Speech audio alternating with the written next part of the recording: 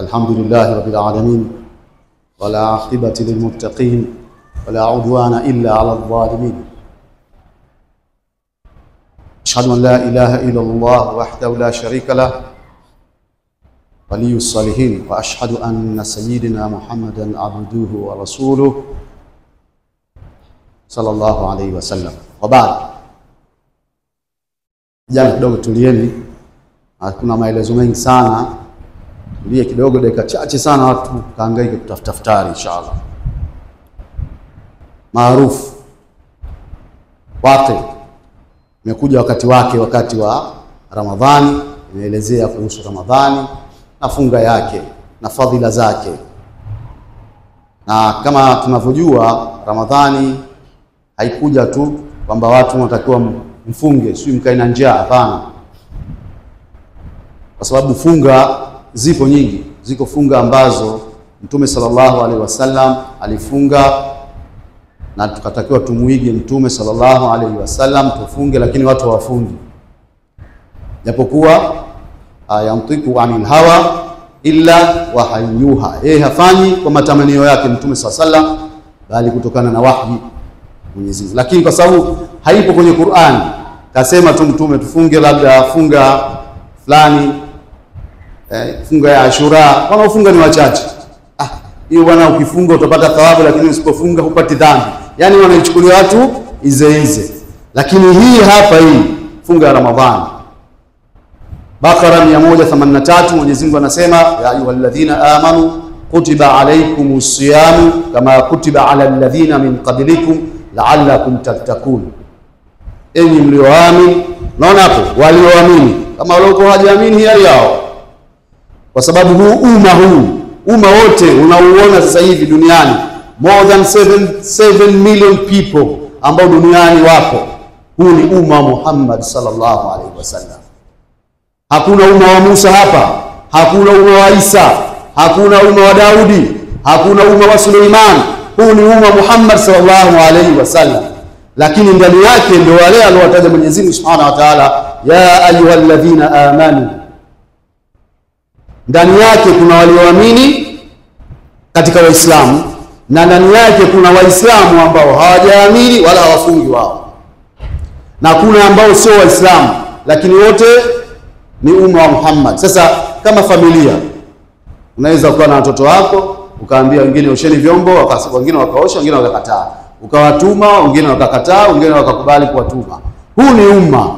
Kwa ndio hivyo katika umma wako ambao wamemkubali Muhammad na ujumbe wake, wengine wamemkataa. Wanasema sisi tunamtaka yule Musa, wengine sisi ni umma wa Isa. Hawapo tena hao. Wewe ni umma Muhammad sallallahu alaihi wasallam, ile ubaki ni kupinga na upinzani. Huo ndio unaitwa ukafiri.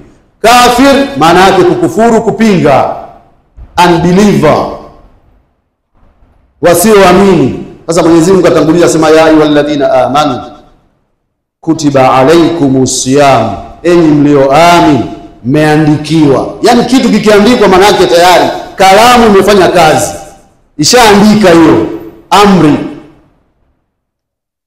Hiyo ni amri. Kitu kinachoandikwa sio sasa kinachosema tu wewe fanya hivi, lakini ukishaandikiwa umekuwa ripoti kamili tayari, ushahidi umeandikiwa, kalamu imefanya kazi. Kwa hiyo kutiba alaykumus siyam, mmeandikiwa funga, amri tayari. Lakini kumbe hii ni ibada kongwe sana, sio nyinyi tu. Kama kutiba ala alladhina, kama walivyokuwa wameandikiwa waliokuwa kabla yenu. Ibada ya funga ni ibada kongwe. Tumeamrishwa umma Muhammad sallallahu alaihi wasallam kufunge, lakini umma zilizopita nazo pia ziliandikiwa kufunga kwa amri na kwa ushahidi wa aya hiyo hapo 183 al-Baqara. Kwa hiyo sio kitu cha mchezo tu. Kwa hiyo nani anastahili kufunga? Yule aliyofikia baada ya mukallaf, ambaye tayari kalamu inasimama kwa ajili yake kumwandikia thawabu na dhambi.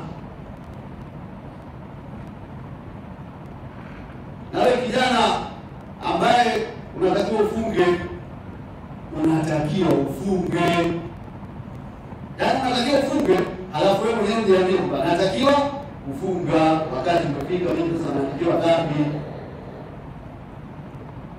Lakini ukikaa tu mimi bado amtafu. Wapi wewe? Hii ni amri. Sasa hiyo ndio hapo. Kwa tumesema itafika siku Mwenyezi Mungu Subhanahu wa Ta'ala atachukua roho yako. Sasa utasema Ramadhani nimeiacha, swala nimeiacha, sio hiki nimekiacha, matendo haya nimeacha, nimefanya haya na haya na haya. Nirudi tena nikafanye wapi tayari kuzopita. Ajaruha la yastakhiruna wala yastaqdimuna, la yastaqdimuna wala yastakhiruna. Ila kufika ajali yako hakuna tena kupunguzwa, kusimamishwa, kurudishwa, hakuna. Ajali imefika. Kwa hiyo hutuba inatuhusia hayo, lakini kubwa zaidi katika siku ya Ramadhani inatuhusia hutuba yetu kwamba tusaidiane. Yametolewa yale mambo matano, falsafa ya Ramadhani. Iangalie vizuri sana. Kuwafanya matajiri. Matajiri si yule anayemiliki dunia, akamiliki majumba, akamiliki magari. Hata wewe ni tajiri ambaye tayari umepata chako cha kuweza kula, ukawa na akiba, ile akiba si sehemu zima. Wewe ndio tajiri. Sio kwamba mimi lazima nimiliki na magari, niwe na majumba, niwe na biashara kubwa. Hapana. Wewe ambaye tayari unaweza kumiliki fungu lako la mhogo, basi mimi nimetosha. Lakini tayari nina nusu kilo ya tambi. Hii basi nusu kilo ya tambi mpe mzako yule ambaye yeye akiamka hajui atafuturu nini. Falsafa ya Ramadhani, falsafa ya kufunga. Kwa hiyo tuangalie hizi falsafa ambazo zimetajwa hapa, tuone sisi tunazibeba vipi, tunazitekeleza vipi. Hii hapa hii ya kumfanya mtu ajue kumbe hata zamani na hadithi moja ilitolewa, anasema aliyekuwa rais wa Zanzibar wa kwanza Abeid Amani Karume. Hawa kina Amani Karume na Ali Karume, hawa kina Fatuma Karume, kwa sababu walimelewa katika udogo wao, ni baba yao ni rais. Hawajui nini maana ya njaa. Maana ya njaa hawajui. Sasa wamuuliza baba yao, baba nini maana ya njaa? Na kujua maana ya njaa, right. Anajibu lake huko fungoni mwa bahari, akachukua asubuhi na dereva wapeleke wakema kule ya kuchezea waweke huko bila maji bila chakula. Sasa wakapeleka kule wakachezea vitoi vile, mwisho akawaiza wakalala. Hao hana chakula. Haya, dereva akachukua. Anaona kuchukuzia penda naye pale akachukua. Fika pale anataka neno makohoro na baba hatukula, hatuna maji, hatuna chochote. Tunatoka tunamwambia hiyo ndio njaa. Hiyo ndio njaa. Ukisikia watu wana njaa, basi ndio hiyo. Kwa hiyo wakatambua kwamba ni kukosa chakula, kukosa maji, kukosa, hiyo ndio njaa. Kwa hiyo falsafa inakumbusha kwamba kuna watu ambao wao automatically ila Ramadhani tayari wanafunga. Kabla ya Ramadhani wao tayari wanafunga kwa sababu wamekosa. Sasa tuwafikirie na sisi ambao Mwenyezi Mungu amejalia kwamba tunao uwezo wa kula, hatujui neno njaa, kwamba tendo lote kutaka chakula unakumbia kama ile kama kilo makula, hadi wewe una wasiwasi, unazunguna shughuli zako, lakini ukula, kunywa, kutaka maji, majani ya kama wachimba unapitisha huko maji ya kama unakula. Yeye kuna yeye wale wengine hawamiliki hata kile tano kupata haki. Kwa hiyo falsafa hiyo tunafikiria kwamba ile ni hali ngumu, basi tutakuwa na nafasi ya fikra ya kuweza kuwasaidia wale ambao hao. Kwa hiyo sasa sisi kama sisi, kila mmoja ajiangalie nafsi yake, kila mmoja aangalie uchumi wake, basi muangalie ndugu zake, jirani yake, tuangalie ndugu yake, na hii inatengeneza mshikamano. Wewe una uwezo unakutana maskini, kama fungu la mboga, atakuchukulia sana jamaa. Akikuona kule atakuamkia. Akiona kuna mwiba mbele yako ujiwe ulioni wewe unakwenda kwa kujigonga, yeye ataliondoa haraka sana sio nyumba, sema huyu ni mfadhili wangu. Wewe unatengeneza mshikamano, inafanya mtu ajali au kujaliane kwa sababu huyu bwana ananisaidia. Hata ikitokea adui akakudhuru, basi aweza kukuokoa na yule kwa sababu wewe unajali na wewe atakujali. Hiyo ndio katika falsafa. Kwa hiyo tuchukue hapo, tusaidiane. Kipindi cha Ramadhani wapo watu ambao hawawezi kutumana, ndio mambo kufundisha achia mbali kumlisha, ukimfuturisha angalau kopo moja ya tende, kopo moja tunachukua hizo kwanza kufuturu, basi akapata thawabu. Yaani wewe utapata thawabu za kufuturisha, sawa, bila za yule kuathirika, na yule aliyofuturu naye atapata, na utapata baraka kuwa umepata baraka kubwa sana. Kwa hiyo inshallah tujitahidi kwa yule ambaye ana uwezo na watu hawana kitu kabisa, tutumie falsafa ya Ramadhani na kujua hivi tunaishi na kutoka asubuhi mpaka magharibi hatujaje kwenye tumboni. Hiyo itasaidia kuwasaidia wenzetu ambao wao wana kitu. Kabla ya kufika. Nadhani tumeelewa. Ingine jumuiya ya Islamu Tanzania na huu msikiti kwa kushiriki Istiqama kesho Jumamosi tutakuwa na mashindano ya kitaifa ya Qur'an. Mashindano haya yatafanyika katika msikiti wa Istiqama Dar es Salaam. Istiqama Dar es Salaam pale tunashinda complex kama Ilala. Kama tunashinda bado tunasema pande kule tutawali na upande wa Ilala msikiti hapa hapo kwa upande huko na Malawi. Mwisho wa mashindano ya msikiti naitwa Istiqama Dar es Salaam.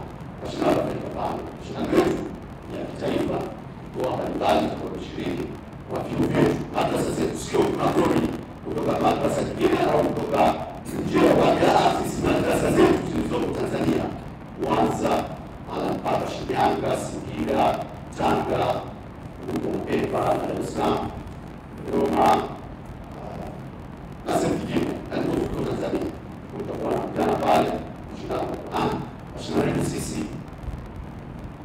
si mambo sana ya kusema wanafunzi wetu tushafanya shughuli mbalimbali, tukaanza baada ya salati dhuhuri pale mpaka ikifika alasiri katika magharibi kisha tutakuwa na futari pale. Baada ya hapo, kabla ya salati ya ishai tutakuwa na usiku wa Qur'an, ni wakati wa kupewa zawadi wa washindi, na viongozi mbalimbali wa kitaifa na mabalozi mbalimbali hata kuangaliwa kwa pale. Tutakuwa na kiongozi mkubwa pale ambaye tutasanya yake pamoja pale inshallah. Kwa hiyo wote tunaalikwa kwa yule ambaye anataka kwenda na kwenda kutoka Dar es Salaam kwa hili tutakaye pale na dalika kwa hiyo inshallah kwa tutastaka pia kwenda pale kwa kuingia pale vile vile kwa inshallah. Kwa hiyo jitahidi kwa ambaye sio nafasi kwa basi inshallah na viongozi wote Sheikh Salim na Sheikh Hafidh inshallah waanzishe watu na kule na pale kwa hiyo inshallah wabillahi tawfiq.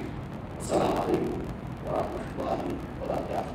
Bila kushauri darasa na msikiti wetu kawaida kila mwezi wa Ramadhani kwa darasa isipokuwa leo Jumatatu mzika katika kesho Jumamosi baada ya salatu dhuhuri na darasa la fiqh ya funga tarehe funga taratibu hapa taratibu za funga kila yote za swala na salatu dhuhuri hadi saa baada ya asri na darasa hili na sahihi na tafsiri sura al-Qasas sura ya Isa ibn Maryam. Kwa hiyo yote sikiliza darasa kwa katika maswali yote staarabika staarabisha ndio katika kiza na kuleta katika roho tutakapofi. Salamu alaykum wa rahmatullahi wa barakatuh.